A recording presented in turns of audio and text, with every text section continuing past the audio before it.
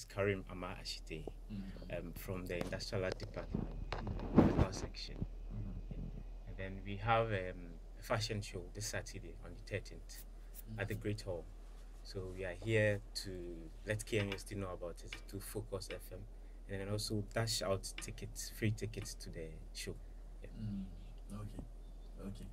Okay, so that's why you're here. Well, I'm sure I would ask you some questions about. You're into textile, right? Yes. So you can tell me more about our textile industry, Kente, and the like. What's happening to Kente? I don't know. Even now they say it's coming back. I don't know. It seems like it's too expensive for people to even patronize. Kente has always been expensive. But the thing is, because things are changing, and then we're having more coming from outside. It's like our brothers and sisters from the western side of the world are also doing something like that. So then it's bringing up a competition. And for the years, that's finished well because of their machines. But because we are using the normal looms and those things, we don't get it very well. But at a point, we understand those mistakes are supposed to be in textiles or into the So those who really understand the Kente, they want to see those mistakes, those little mistakes within. But those who are not really into it, they want the refined ones that are coming from outside, and that's what is killing the Kente industry. Okay, so the outside ones are quite cheaper. Yes. Compared to the local ones, and people patronize the outside ones more than the local ones. But even accessibility to the local ones, it's also a problem. Yes. I don't know if it's that easy to get. Like, if you have your money right now, you say you want one, you have to go all the way to Boonray to get one. But if you want, let me check. It happens to be my hometown. Just a reminder. just by the by. But if you have your money right now and you want the refined one, I'm sure even when you get to Tech Junction, you get a store that would. Yes. So why is that a problem? I'm sure they should have arrested some of this problem. They should have found solutions to some of these things.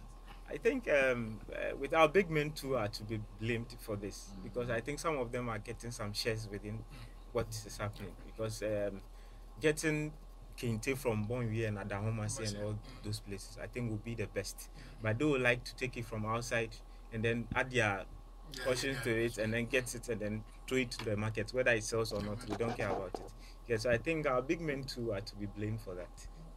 Okay, I don't know about the clothes they use for the Ghana at 60, but do you know much about it? Is it locally made? The clothes that Ghana at 60? Of course. No, because I remember Ghana at 50 was okay, but what I know is that pathetically, what we know is that the bidders for the contract are Ghanaians, just to paint a picture and create a make-believe that is Ghanaian. But then the production and everything does not take place here, which obviously repatriates our income. But don't you think that could also, like, because of the quantity they wanted, it could also affect, because locally it would take time to even produce one.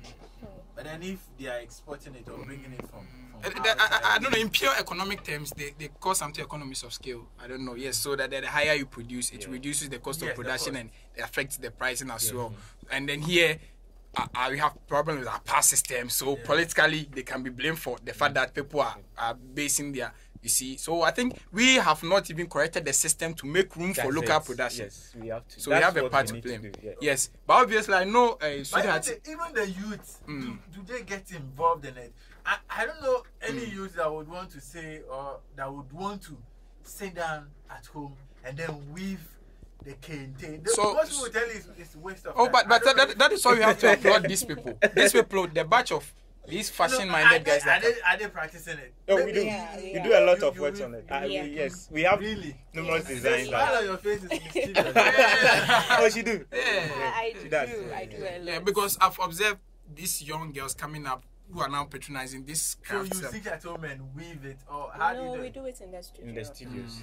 Draw your mic to the and then you do it in the studio. Yeah. So you go to the studio every day? Not every day, but then when you get the time, you do. When It's like the process. it's a bit time consuming. Yeah? Oh, okay. So you don't always get the time to go there. So there you are see, other the things same to thing. You see, do. most youth would want to sit down. Let's say even if 6 hours of the day, sit down weaving kente. Oh, but I think once in a while you have to devote a whole day to do the practice. Even with How that, many you would won't you do? finish in a Yes, day. It's very stressful.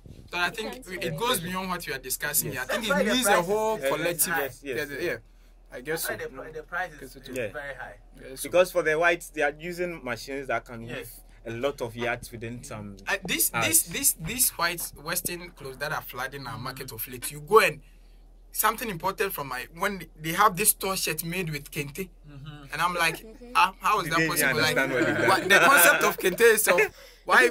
And then so I'm always like, wow. So what is happening? I don't know what is happening, but well, I think it's a gradual thing. We'll get there, but it has always, that pipeline is one I don't want to hear. It has always been in the pipeline, but that pipe, I would just want that pipe to be cut one day. I think with that, even our school, which is KNUST, should also do something about it. Yes. Because if we have, I think for the printing houses, those who print in large quantities, we have two main in Accra, which is Printex and GTP. And within Kumasi and Northern region, we don't have. So if the school, which KNUST can make a big production, like something that can be compared to GTP or Printex in Kumasi, it will sell a lot. And I think the student base should just take it up through the appropriate quarters. You know, bureaucracy works here, so appropriate quarters. So that at least your voice. Our department head and all those have started, but you know, even in this school, art is not really seen like engineering or science. So what we think will be the best is to get a good production unit, a big warehouse where we can do the dyeing, the everything. And I think but you guys are doing like your step is appreciable. Like you people are doing, you're trying it. We appreciate that. So I think we should get back to where. Yes, let's get back before the conversation would deviate. Yes. Father, so tell us about your fashion show. Tell us about the date. What's the name? I'm sure every fashion show they have a catchy name. It's the KNUST Graduate Fashion Show. KNUST Graduate. I thought maybe something expression. You see, the way the fashion people they like using. Oh, maybe a Kikime fashion show. The theme actually is Rejuvenation. Okay. Rejuvenation. Yeah. Oh, okay. Yeah, we had the first one last year, which was Rebirth. Okay. Yeah, because it was something, it had been there for some time, but we wanted to bring something new to it. So after Rebirth, we came to Rejuvenation. Why is it graduate fashion show? Okay, that was most people would say industrial arts department. Probably they would expect the undergraduates to do stuff like this, but then the name is KNUST Graduate Fashion Show. Yeah. I don't know. Is this the first one? No, this is the second. They said the maiden edition was what, Rebirth? Yes, Rebirth. Okay. And this graduates because all the final years are done with their exams. I think some of them are done with their projects. And then to our own way, we decide to call ourselves graduates because we are very close to graduation. And what it is you produce some works for your project work, which will make you a graduate. So then students are producing designs or styles for them to be approved or for them to be seen by the whole KNUST and even their lecturers to prove that they are now graduates. So then they are graduates exhibiting their works. So it's a graduates fashion show. Now you'll be using models for this, right? Yes. Yeah. And the models too, are they graduates? No. Am I seeing her on the runway? No, she's actually, we are all designers. So we couldn't. So she wouldn't even be on the runway. No. I wanted to grace the occasion because of her. Oh, you can come. You can come. No, but being there, it means nothing to me. I want you on the runway. The actual thing is, the actual. You can't wear what you sew. You have to be the best patron for your own product. We're coming up with the best models we can have right now, like the trained models. But so a lot of your friends will be coming. Yes. Yeah, people like you are becoming. Oh yeah, like lots of them. Models who are students in KNUST here, we are using them a lot because we decided we have to also use what we have, which is KNUST. We can't have international or national models to come and do it for us. So we are using students. Some are law students, some are from the social sciences, and a whole lot. But the actual thing is, it's the department has 3 sections, which is ceramics, textiles, and then metals. And then within our section, we do fashion and textiles. So what we did was the textile students, or those who chose to do something on textiles, we did our exhibition last month at the museum. I did mine, she did hers. I think I saw something like that. Yes. I saw the front of the museum was decorated. Yes. So speaking about her project work, she did something on changing the old designs of fabrics into new designs. So something like Nkrumah pencil, she changed it to something like the dashiki we know. She changed it to a new thing, which was very beautiful. And then others, someone even used the logo of the Ghana 60 to create fantastic designs, which were even more beautiful than the ones that was brought from the national stuff. You get it? Myself, I did a room decor with traditional symbols from the Ghans. We know we don't normally see those traditional symbols from the Ghana. So I decided to do that, to bring their symbols to, and I did curtains, I did carpets, I did calendars, fabric calendars. But so when you close from the show, remember you are the official manche for Focus. Official manche for Focus. And see that, or you in particular, I want to be on you. You're not doing a lot of talking. You're not doing, I don't know why you are trying to hide, but I think what I mean, the attendance and everything, what are we expecting? I mean, the girls turning out, like some of myself and my boss, Mr. Jama, we are coming, for the spectacle's sake, we are coming, because I know it's going to be a spectacular event of us. So what are we expecting, at least from the girls, from the runway to those who are going to slay it on the red carpet and stuff? What are you expecting? Kente, Dashiki, Mese, whatever? From the look of things now, it's like the people that are coming are actually happy about the show. We've not gotten lots of numbers there, but then the number of people that have shown interest in it is enough to raise the show. Okay, and then about the designs that will be coming on the runway, I was even surprised myself when I saw some. Like, I couldn't believe some of my mates could actually do certain things like that. The finishing and everything, they're like the future designers. Totally. They are so good, and I don't think anybody would want to miss it, because fashion shows usually don't happen in KNUST. Okay, and whenever they do, it's like the hall hosting it or something else. But then this time, it's like the people that know about fashion, if I should put it that way, because they've actually studied fashion as a course. They know the detailing and then everything, how to get things right. So it's going to be a must-come show. Like, everybody is going to be there. But I'll be glad to have your product on me. Like, I just want you to know, like, I don't know. And I'll be glad if you have it too. So I don't know what is informing my boss's outfit, Charlie. What are we wearing? Who are you wearing? So that will be your design name. There's going to be a red carpet. So your design name is. Well, because I won't be wearing the Michi Bellino. I'm not wearing Michi Bellino. I'm wearing you. So when I'm asked who am I wearing, who is my boss Jamal wearing, you might be able to say the designer. Yeah. Okay. There's PDP. Okay. What are some of the names? PDP is actually trending now. She actually designed clothes for Miss Malaika, Verena, and then all those. But then he's actually part of us, and there's Raj Designs too. He's known amongst the students. He's an upcoming design. And SMC, the Glitterati, and then they're all there. That word, that word, I've bitten my tongue I'm trying to pronounce that word, so I'm not even there. Right, so give us the details of it and let's okay, so you guys are having an exhibition and then a runway. Yes. Yeah. And you're not doing the two together. No. The exhibition is the class work. Though I'm a textile student, I can also do some sewing.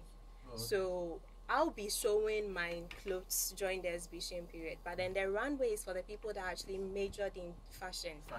Yeah, they would actually exhibit their clothes on the runway. So but will you guys be exhibiting only fashion items? On Saturday? Yes. Only fashion items on Saturdays. But then some of the prints were actually made by the students, designed their batik prints, their textile prints actually made by the students themselves, and they've turned them into garments. So everything is going to be about the students' work there on Saturday. Oh, okay. Okay. Yeah. So it's happening on Saturday at the Great Hall. Yeah. And the time is 4 p.m. to 6 p.m. That's for the exhibition. And then the runway show begins from 7 p.m. to 10.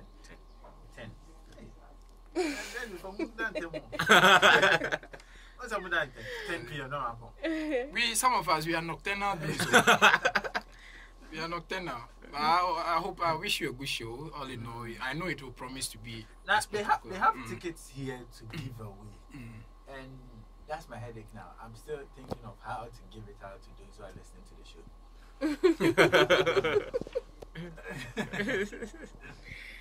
Well, so I think maybe you're gonna put out your social media handle. No, maybe then they ask certain questions. I'll give out his number. Okay. So those who would call, and they would mention. So you have to pose certain questions and get them. Let them get them right. You have questions. Yeah. Okay, interesting. You have questions. You have to be fast on it and let's know the line of questions. Okay, so we are still here. We'll be giving out the tickets to the listeners. We are not taking the tickets away. It's for you guys. So we'll tell you how to call and then get your ticket. But for now, let's tell you what's happening in the world of entertainment. Just a minute or two. Nadia Buari is pissing fans off. Seriously. Seriously. Nadia Buari is playing on the intelligence of fans. But that's what celebrities do. But the fact is already Nadia Buari knows there has been a lot of issues surrounding the twinnies she begot. You see, and then but she doesn't owe it to anyone. You see, as it's now, they stand fatherless. As it stands now, I don't know whether they know their dad. No, maybe but people are clumsy enough to attribute it to Charlie Gano for you. You don't know their dad, but they know their dad. They know their dad. Yes. But then, since she got those twins, she's been adoring them on her Instagram handle. Yet face off, hiding their faces. Since then, so people got fed up and said, "Hey, I think the first picture she posted of them were was it their hands or so, or their legs? One of that. She posted just their legs. On social media, teasing their followers. And then since then, they've grown. They are now they've grown. Yes. And she's still posting pictures of them, but without their face. Without their faces. Their back and stuff and like that. And people are giving it to her. And people are angry. Why are you angry? Why do you have to be angry? Why? No. On countless occasions, we've asked you about your twinnies, and you said some lives might be left private. Some of the issues might be left private. So you felt that. So you felt that it's not everything that should be on the public domain. Yet, if you have the guts to adore them on your Instagram, then what privacy are you talking about again? Because if you ask you about twinnies, you don't want to tell her that you say your private life should matter. If it's private, then keep it off your Instagram handle. No, you don't tell her what she should post. No. She decides that she wants to post their back without showing their faces. No, and they are kids. So people start judging. Maybe they look like. Or they look so is it to get us talking? Because people are attributing their paternal relation to some Mexicans.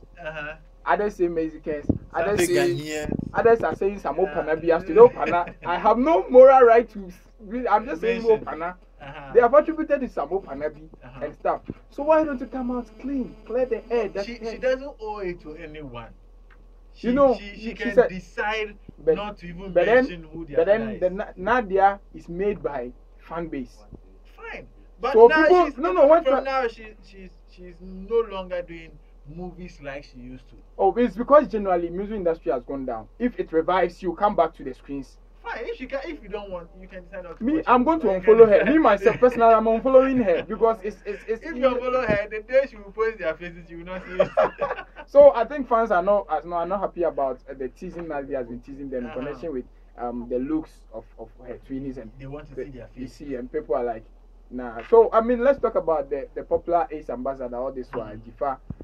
Yes, I think of late she's been making the news for the fact that she claiming to be AIDS and HIV positive patient that automatically qualified there for the AIDS Ambassador for Ghana AIDS Commission is proven to be false of late, and then people are trying to have their own reservations about why it should happen. So, but people think the Ghana AIDS Commission, some of the people are really aware of her status that he's actually negative. She's negative, yes. And then but the fact that claims to be positive, all this for 5 years ambassadorship and claiming getting the diplomatic passport to wherever you want to go. Now you come out and then it's pathetic. I think the international bodies who have been sponsoring such programs will laugh, will mock us, and even would not be donors to us again for this, because obviously you just want to be playing on your intelligence. Want to have take every opportunity to make from. I don't know. Come out to say you are HIV positive, just to win yourself an ambassadorial role and telling people how it is living with HIV and the drugs you take, your lifestyle and stuff.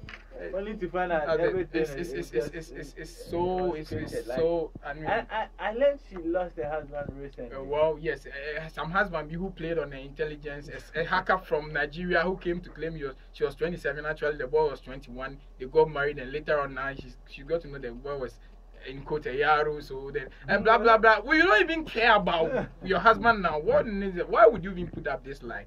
Just to win yourself an ambassadorial role to give you connections, and now you come out and it's exposed that. I mean, it's going to go against. They are going to liquidate their asset from even traveling now. Yeah. So that is the start of a lot of contracts that she's been losing. So I mean, they should liquidate her asset. What is the issue came to light? I think years ago. It's been some number of years. Yes. I'm not exactly sure about the number of years, but then I don't know why the revelations are now happening.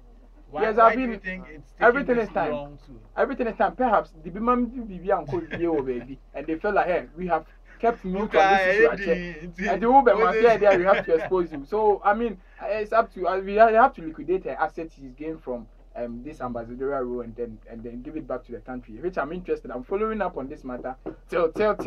All right then. So and finally, Kwaw Kese and Shatta Wale patches up. So obviously you've heard about their song. Yeah, their new song Hello. I mean, it's a nice track. That song seems like it's directed to someone else. I don't know. You don't really get the import of the song, whether it's a personal attack on someone or something. Yes. But he was interviewed recently. Kwaw Kese was interviewed recently. Why they least expect this collaboration coming from two people who said to have been not madmen, but people who have even beefed on claiming ownership of who is actually the king of the street. But he said they are doing showbiz. The show aspect, or see, beef is good. It's good for artists to beef. But the fact is, that is the show aspect. After that, you have to make the business aspect. You remember when Shatta said he bought his house for $1 million? And this guy also came out to say no Ghanaian artist would buy a house or own a house that is worth $1 million. Yes. They exaggerate it. But I think he himself has also been taking a bragging right for owning a $2 million mansion. But he's like, looking at the specs of Shatta Wale's house, it is not worth the amount he has put out there. So he felt Shatta Wale is just trying to I don't know, play some superiority, something or against his fellow dancehall artist, but he's bragging too much. He has a mansion and he knows how a $1 million mansion looks like. But all in all, he's challenging Shatta and Samini to put out something, because now he has buried the beef with Shatta, and now they are making business out of the show. So it's showbiz. So he's now challenging Samini and Shatta Wale to come out clear, make money. Now the beef is gone. They should bury it and make some coins out of the beef. But that's do you think Kwaw can still be relevant? Do you think? Kwaw has not lost it. Please don't do my man so. Make you not do my man so. I'm talking about this whole Shatta Wale, Samini beef, and then he coming in between to be a mediator, kind of. But for Shatta Wale, you see, there are some beef that are industrial beef. Outside the industry, it doesn't go beyond the industry. But Samini Shatta is personal. That is the danger in this whole thing. What is it? So it travels beyond the industry to personal, because Samini says he's never forgiven Shatta Wale for making certain abusive statements against his mother. And he cherishes his mother so much that you hunt his mother, you hunt him too. So that is one is so personal. But we can talk of some industry beef like Obrafon or Chami Kwame. It was purely industrial. Beyond industry, it didn't travel to a personal beef. But for Samini and Shatta, maybe I think an angel must come to mediate, because I don't see the possibility. They are now cool. Cool on social media. Cool on, even Stonebwoy is claiming to be cool with Shatta, but genuinely not so. You see, the entire those who were born out of high grade are entirely not cool with SM movement. But anyway, they are generals. I don't know, it's impossibility and cannot. I'm not a prophet of doom. I wish they patch up and change something for fans though. But those guys seem to have incessant some kind of unending beef. I don't know why, but I mean, it will be good news when we see Shatta jumping on Samini's track. But as to who should make the first call to feature who will bury his egos to make a first call? Who will be on whose track? That is the fact. That is what we are talking about. That so one must bury his egos. So two masters cannot live under the same roof. So I mean, we should expect something or not at all. So basically, basically. So okay. So that why do you think Kofi and I said I'm listening to the portfolio show myself? Yes. Convince me. Why do you think they should make time? They should sacrifice what they are doing on Saturday and come spend the whole of Saturday with you. Tell me. Okay. First of all, it's actually one way to bring out the talents of the students at the fashion department, in sense that most of us buy clothes. We all have tailors and seamstresses we go to, but then as to get a personal designer for yourself, most of us, we don't have that.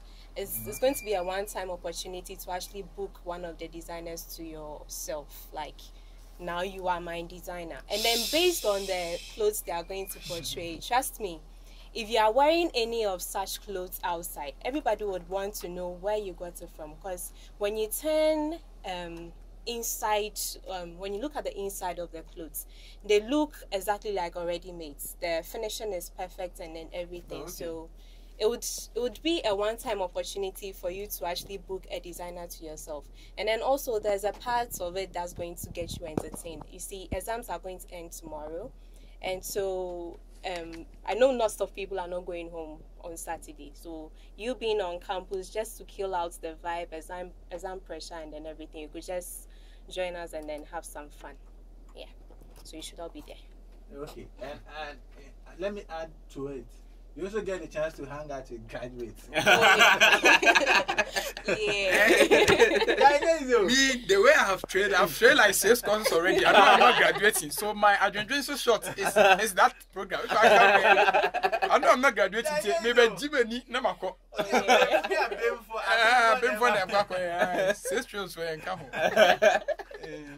Kill the doubts. Like a lot of people are doubting if